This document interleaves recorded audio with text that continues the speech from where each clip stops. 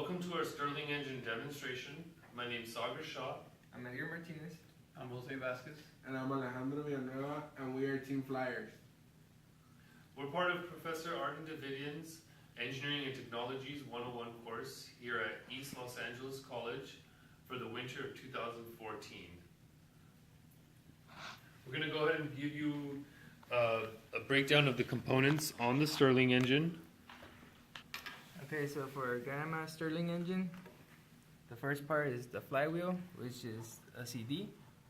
Then we have the crankshaft. Attached to the crankshaft is a displacer rod, which is our fishing wire. Then on this side we have the push rod, which is attached to the diaphragm being the balloon, which is on the second dry cylinder. And then here, the bottom can acts as our pressure chamber, and inside the pressure chamber is the displacer. And now we will demonstrate how it runs. So we need to put a heat source and wait for it to heat up. Now we'll give it an initial push.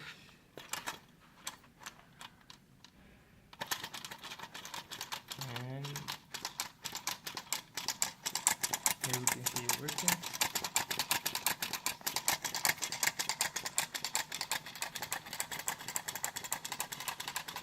And now when we take it out from the heat source, it should slow down.